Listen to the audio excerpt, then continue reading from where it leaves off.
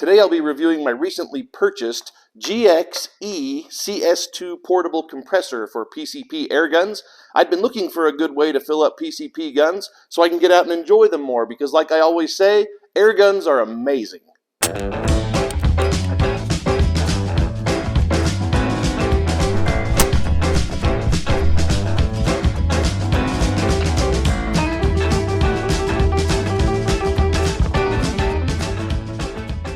Well, here's the compressor up close. On the handle up here, right at the back end of it, that's where it draws in air. And there is a filter inside the handle for moisture and dust and things. Up on the front, it's got two cooling fans, one here and one here.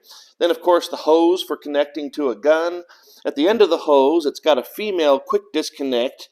And in here, there's a plug right now. The plug does a couple things. One, it just keeps debris out of there, but also you can put the plug in, and then you can test to make sure that the pump is working by just pressurizing the hose. It'll go up to 4,500 PSI. I personally wouldn't recommend filling things to 4,500 PSI a lot. I think that's a lot of work on a little inexpensive pump like this.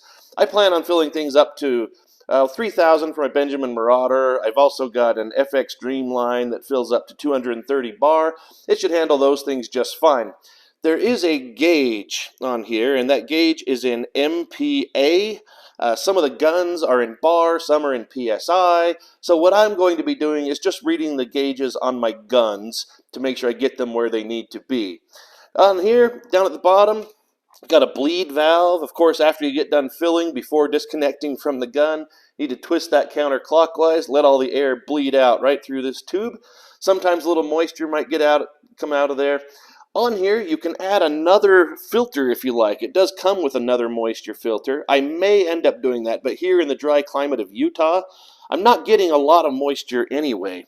It also comes with more the filter inserts and even some tools for maintenance. The only real maintenance that needs to be done, though, is just adding grease, and that only needs to be done, according to the instructions, once every 50 hours. Now, 50 hours of runtime on this thing, that's really a long time without maintenance. My Benjamin Marauder rifle that I was holding a moment ago, to fill that from 1,000 PSI up to its maximum 3,000 PSI, has been taking me about 5 minutes. So it'll take me a long time to get to 50 hours.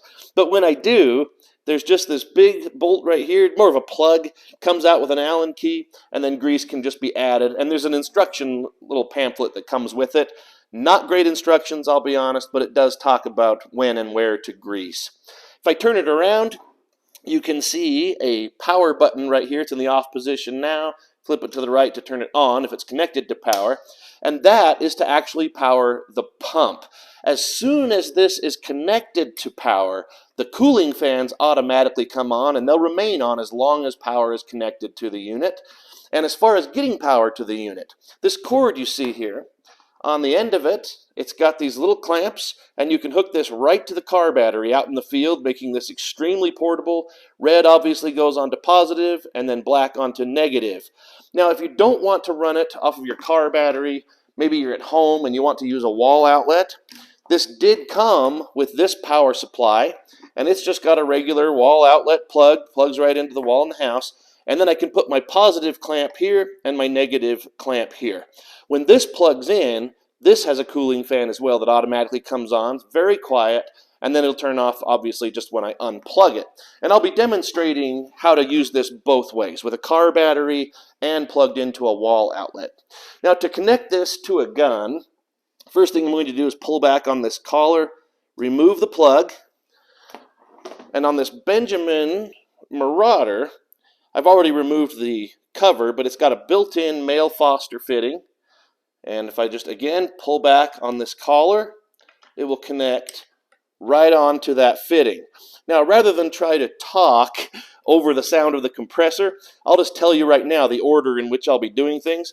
With the gun connected, I'll connect the pump to power, first on a car battery. You'll hear the cooling fans come on. I'll let them run for just a moment, and then I will flip on this power switch, and you'll hear the compressor start to work. I'm going to do that with the bleed valve at first open so that it's not starting to run with pressure already on it. I'll let it run just a moment, and then I'll twist this clockwise to close that bleed valve and let it run, all the while watching the gauge on my rifle right here. And again, it takes about 5 minutes to go from 1,000 to 3,000. A little less time right now. There's not a lot of air that needs to be put in this. But let's go try it on the car battery.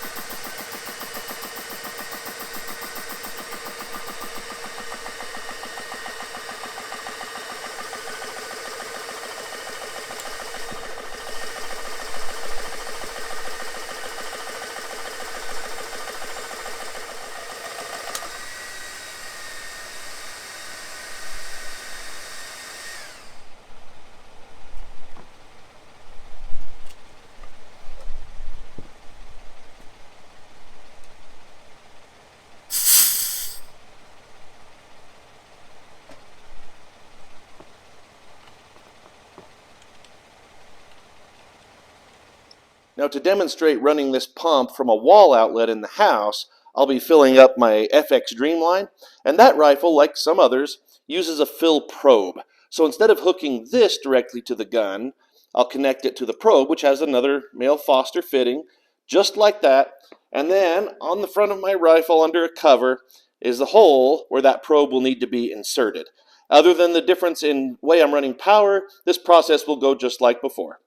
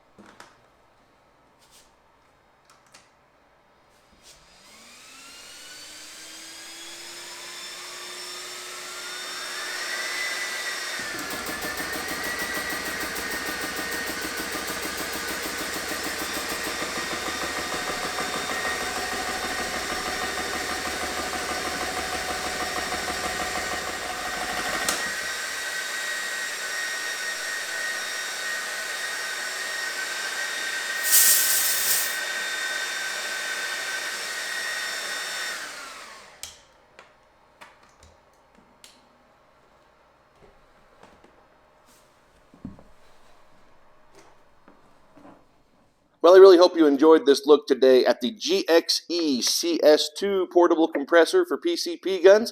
Please don't forget to click that like button down below and subscribe to the channel so you can see more videos, and look in the description to see where you can find me on social media. Thank you so much for watching.